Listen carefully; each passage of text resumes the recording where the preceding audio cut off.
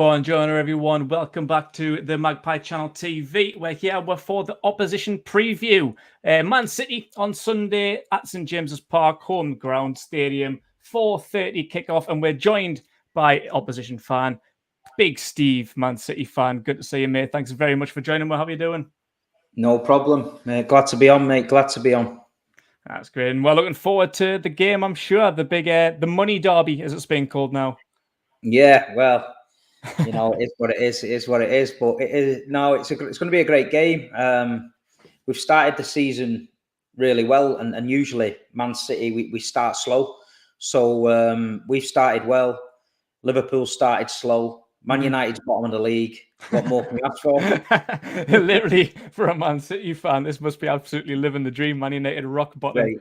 Great. And Liverpool, I'm a little bit surprised at Liverpool's record so far. So at the minute, I know it's only 2 games in. You can't really judge a season off 2 games. But Newcastle and Man City are both the only 2 teams in the Premier League without conceding a goal so far this season. So somebody's always got to go. Yeah, are you feeling confident going into this game after a brilliant start? Like, just having a look at your record here, we've got West Ham 2-0 first game, and then, as you would expect, a comfortable win against Bournemouth 4-0 at the weekend. So, yeah, you feeling good? Yeah, I'm feeling good. Listen, we've won 4 titles out of the last 5. You can't not be confident going into every game. Pep Guardiola, the players we've got.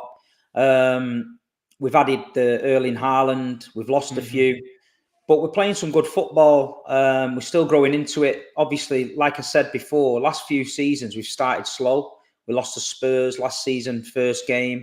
Then Palace, about 3rd or 4th in. The season before, lost to Spurs, then Leicester. So the fact that we started so well, I'm happy. But Newcastle's going to be, in my opinion, it'll be the toughest game we've had so far. Obviously, you've got a new lease of life. Eddie Howe's brought in some great players. You look like a decent team. You know what I mean? You're still building. The fans are going to get right behind you and that. So I'm expecting a tough game, yeah. Does it feel a little bit different? Like, you've already just spoke really highly of Newcastle there. Does this feel a little bit different? Like, I'm sure in previous years, you think coming up to St James's Park, apart from maybe the atmosphere, you feel quite comfortable for 3 points, wouldn't you? Does this year feel a little bit different, having everything going on up here? I mean, yeah, recently, yeah. Obviously, in the past, St James's Park was a tough place to go. Man City never really got any joy there. Kevin Keegan and all them back in the day. I think we won once in the Coca-Cola Cup there, unexpected.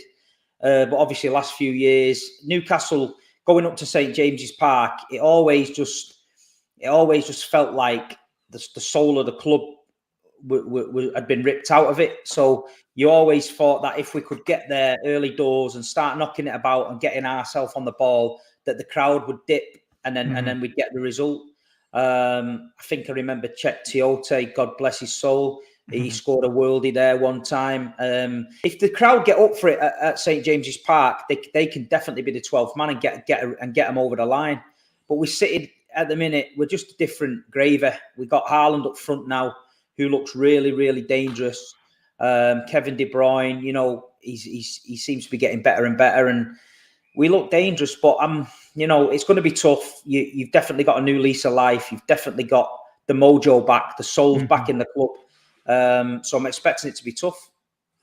Yeah, I'm looking at Man City, and you think, you know, like you say, you've won 4 titles out of the last 5, and you've done that pretty much without a striker. Even towards the end of Aguero's time there, he was a little bit injury prone. Gabriel Jesus never really was like a prolific goal scorer, so you've been doing well with playing like false nines and stuff. But now Haaland, like, I feel like that's a cheat code. Like, De Bruyne with the assists and Haaland up front, like, I don't know how that's allowed, man. Like surely you should be pissing the league with a top striker that you haven't had really for however many years. To be honest, what people need to understand, proper football people will realise that it ain't FIFA, it ain't Championship Manager. This kid is a fantastic talent, one of the best in the world, but he's also got to integrate in a team that plays totally different to anything he's used to. Yeah. At West Ham, he scored 2 goals, a penalty and a great through ball. And he was asked to drop a little bit deep and get involved in the play. And he did it, and he had a great game. Against Bournemouth, he had 8 touches all match. It's the second Yeah, I lowest. seen that. Yeah, and one was from like But kickoff or something, but wasn't it? he assisted. He assisted one goal, but what he was asked to do, he was asked to keep really tight up against Bournemouth's back line to create the space in the midfield.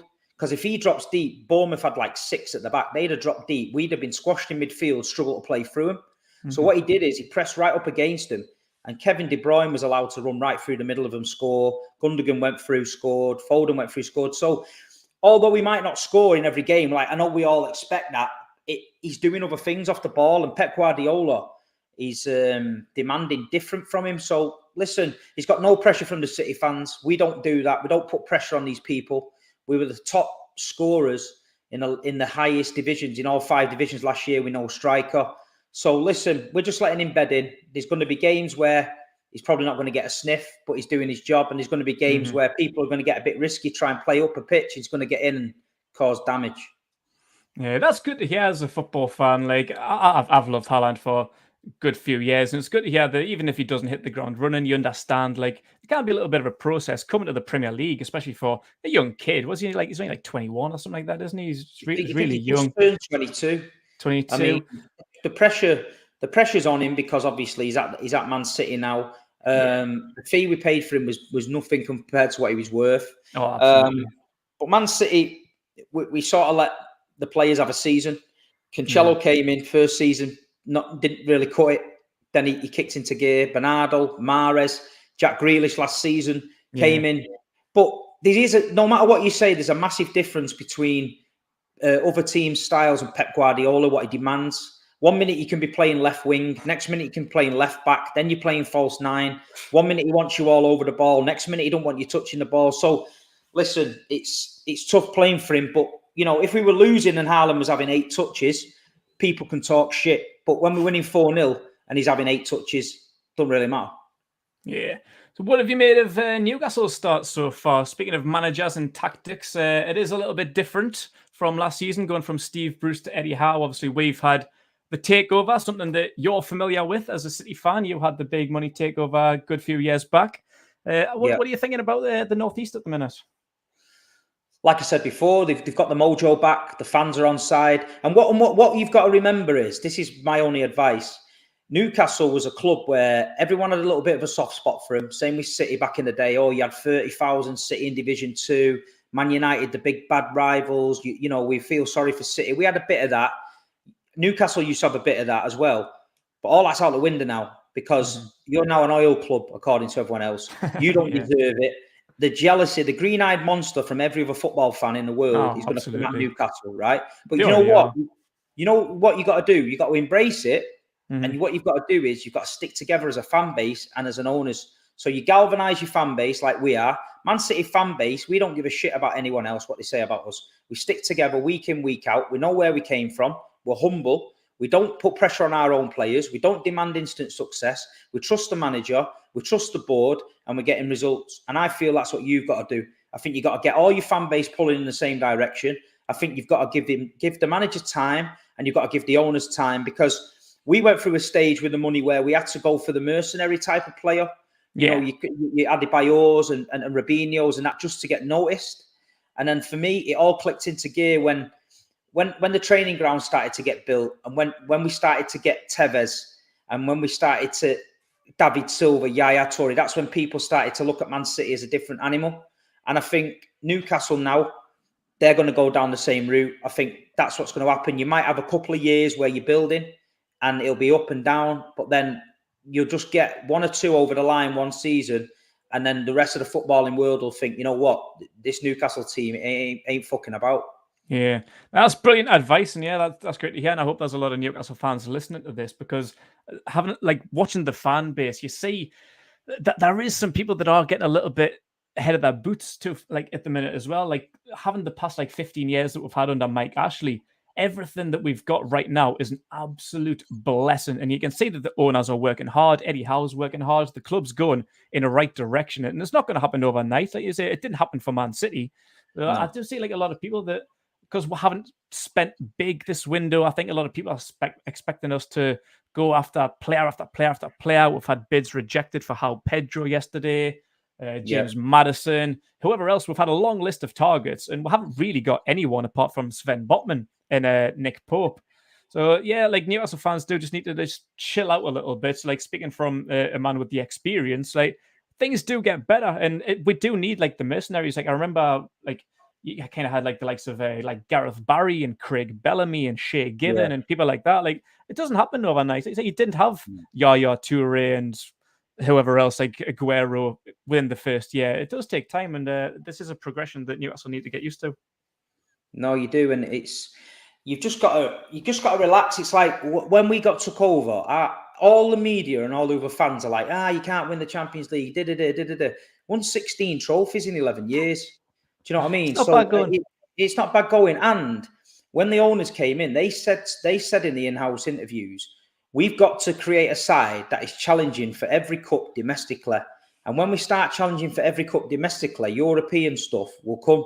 Mm-hmm. Now, that is coming. We've been to a Champions League final against Chelsea. We've had a couple of semi-finals and near misses. So we're now starting to get to the latter stages every year. We've only been in the Champions League 13 years. This team's been in it 30, 40, 50 years, never won it. So people just need to relax. Like you say, our fan base don't expect miracles. We know we're on the right path, and eventually I think we'll get there. It's just the media and the outside pressure. You know what I mean? We're the only team that can win the Premier League and get slagged off because you didn't win a treble or a quadruple. It's crackers.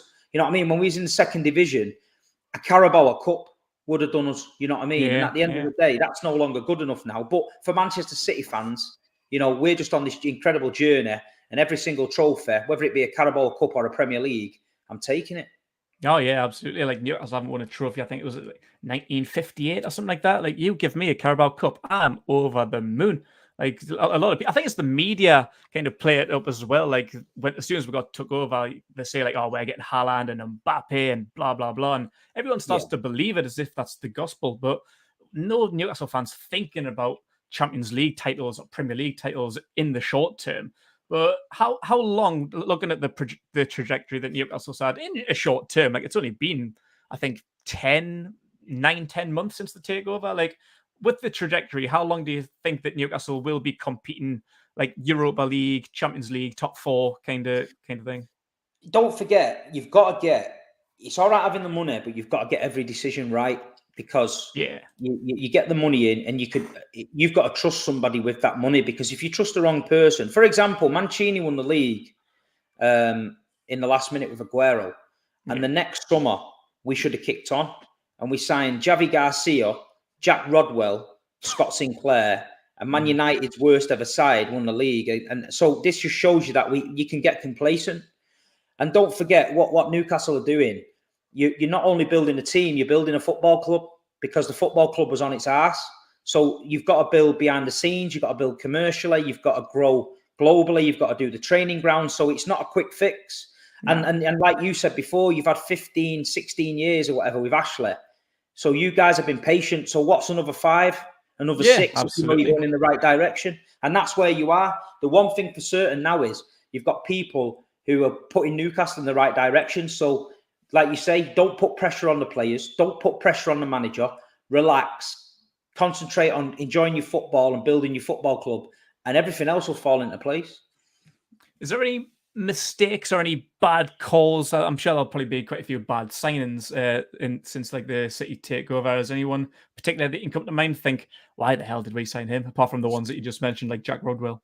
Yeah, I mean, there was a few, but there was a time where the teams knew that Man City had the money, so we were getting held to ransom, and that's what we're doing now. Like, we couldn't get out of that. But then now we're one of the big dogs, and we're one of the best run clubs in the world, and we're attracting the best superstars, and we're not paying daft wages. We've got a wage structure, and you know the club model we've got, where we're buying all these clubs around the world, the continent, and we're doing all things crazy. We're absolutely flying at the minute. The academy, I think, has made us something like 150 million this last season alone. Yeah, that's amazing. So it's all about the process. And like Sean just said there, 6 years. But because what you've got to remember is, it's all right, you guys building a squad, but Manchester City, Liverpool, Arsenal, they're still building as well. So they're not. It's not like Man City's going to drop off and let you catch up. We're going to be trying to push ahead. Oh, absolutely, yeah. So it's got to be like really shrewd moves by the board, really shrewd moves by whoever's managing you. You know, if Eddie Howe's the man, great. If he's not, then you'll get someone else in. But it's just going to be a long process, but you just got to enjoy it. Yeah. So we are here to talk about Sunday. How was your feelings coming into this game? I know we kind of touched on it at the beginning of the video. It has been a bit of a shrewd place at St James's Park, even prior to the takeover for City. I think we beat you 2-1 about 4 years ago. That was a 2-2 draw, I think, about 3 years ago. So it's not always been easy sailing as it has been at the Etihad. Like, the Etihad's an absolute haunting ground for us. But yeah, St James's Park hasn't always been a pretty ride for you guys. No, it's going to be tough. Like I say, we're just getting into gear. I'm confident we can get a result there. We've just not got to switch off. We've just got to keep doing what we've been doing. What you've noticed with City this season is we've changed the style of play a little bit. We're very, very slowing everything down. You know, we used to have pace with Sterling, Jesus, things like that. We're slowing it right down now, keeping hold of the ball, looking for them little through balls for Haaland to run onto, things like that. But yeah, we as a Man City fan going into the game, I can't not be confident. You know what I mean? I can only see us getting a result. Yeah, if you had to put a score on it, what would you say? I'm going to say 2-0 City. 2-0 City. Keep another clean sheet, 3 games in a row without conceding a goal. Yeah, it's surprising because Nathan Ake is at the back, and I mean Nathan's improved a hell of a lot. You know what I mean? He was he was one of my players that I wasn't overly keen on, but he proved me wrong. And he's starting in Pep with Diaz at the minute. He's doing well, but I can see maybe they might change it. Put John Stones at the back. But yeah, I can see a clean sheet, 100%. Is Nathan Ake in the team? I'm not really too sure what the score is. Yeah. I know Stones was on the bench last week. Is it just because he's been playing well, or is it that injuries or anything? Just a bit rotation? No. I think last season, the last 10 games were on the bones of our arse. We had Fernandinho at centre-back. We had John Stones at right-back. We were really struggling. We patched the team up and we got over the line in the last game, won the league. I think he's trying to manage the squad a little bit better. Calvin Phillips is supposed to have come in to take the pressure off Rodri, but now Calvin Phillips is injured. How he's done that when he's not played, I don't know. So I think Pep's just giving people a breather. People that finished the end of the season, like Stones, who was getting patched up, I think he's giving him a bit of a rest and just bringing them in together. Yeah, it's looking like it's going well for you guys, but it's not a bad shout on the clean sheet. Obviously, you guys are very good at the back, no matter who you put in, whether it's Diaz, Stones, Ake, Laporte. Like, you've got so much quality back there. And putting the ball in the back of the net sometimes is Newcastle's downfall. Like, we've been dying to get some more signings through the door, a striker and a winger. Because, the end product, particularly like with Sir Maximin, I think a lot of people would pinpoint him as our danger man, but the end product at times is a bit questionable. We've got Miguel Almiron in the team at the minute. His is questionable. The only one we can really rely on is Callum Wilson, depending on injuries and if we can get the ball to him in the middle of the box. So, goal scoring isn't really a thing that comes easily at Newcastle. So, if you defend well, then the clean sheet may well come. No, Newcastle, like you say, the Maximum's, he's crazy. He's like, he can beat 10 players and then round the goalkeeper and put it in the stand. Or he can turn up when you think he's got no chance and then he just pulls it out the bag. He's definitely exciting. Yeah. He reminds me of... Tino Asprilla was exactly the same. Yeah. I remember Tino Asprilla at Man City, Newcastle Main Road, 3-3. Tino Asprilla came on. I think he scored, headbutted someone, elbowed someone in the face. It was like I used to love him. I used to love him, but I like players like that. Bruno Guimaraes in the midfield for you guys. He looks a player. Yeah. And like you say, Nick Pope, great goalkeeper, really good goalkeeper. So Eddie Howe knows what he's doing. He's tweaking your team, and like you say, he's getting there with it. So it's going to be a good game. I'm looking forward to it. I can't lie. Where do you think we can finish this season on everything that you've seen so far in the opening 2 games? Well, Forest game was a good result because you're coming up against a team that's full of beans. They've just got promoted. They usually have a bit of a... It was a tough game. They were hard to break down. Yeah, and like you say, you did the job. I think Newcastle's got to be looking for that top 7. They've got to be looking for that top 7. There's a lot of teams like your West Hams who they're huffing and puffing, but I don't know. I just don't see that. I just don't see something in West Ham where I think they just sort of floating around in the middle. Whereas Newcastle, it's a slow build, but I think we could get there. If you get into Europe this season, I think the Newcastle fans have got to be happy with that. Yeah, I think 7th. Like, I'd take your hand off for 7th at the minute. Like, I think it depends on injuries, which we haven't had best of luck with over the last few years. Like the likes of Trippier, one of your former boys, got about 5-6 games out of last year, and then he was done for the season. Callum Wilson, second half of the season. It is like a bit of a jinx with Newcastle, but so many players just get injured and can put a bit of a dampener on the season. But I think that rectifies the need to get 1 or 2 more bodies through the door. And then I think top 7 is more than doable and gets that Europa Conference League, so it gets us back into Europe. So yeah, I think that would be an absolute brilliant position for us. Yeah, definitely. Like you say, definitely it's a slow process. You never know. There's a few weeks left in the window. I definitely think there's going to be some bargains last minute. I think one big deal could trigger like a domino effect. You usually find players become available late on, cheap deals to get another deal in and stuff like that. So the good thing with Newcastle is they've got the money. It's there, so they can take advantage of the later weeks in the window and maybe pull a few surprises out of the hat. And Man City table prediction. Are you going to defend that title? 100%. 100%. Yeah. I think it's easier to look at now. I think before the season, I would have thought Liverpool would close the gap a little bit. And as I say, I think 2 games is a little bit too early to make any predictions. But I think Nunes is going to take Darwin Nunes. I think he's going to take a little bit more time to hit the ground running than Haaland. The thing with Liverpool, for me, they're a machine. City are a machine. We can both go on these 10, 11, 12 game runs. That's great. We push each other close all the time. But we added Erling Haaland to a team, obviously, that was already scoring goals.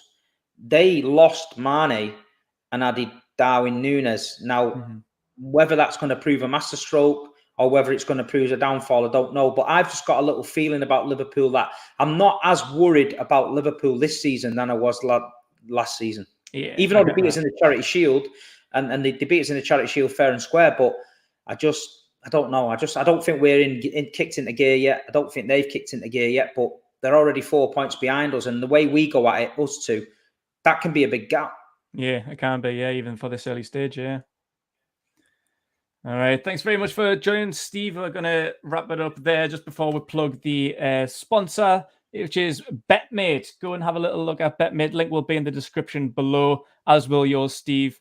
Thanks very much for joining us, and hope you enjoy the game. No problem, mate. Thank you. Cheers, all the best mate. for the season. You too. Thanks very much for watching, everyone. Make sure you like this video, subscribe to the Magpie Channel TV, and enjoy yourself.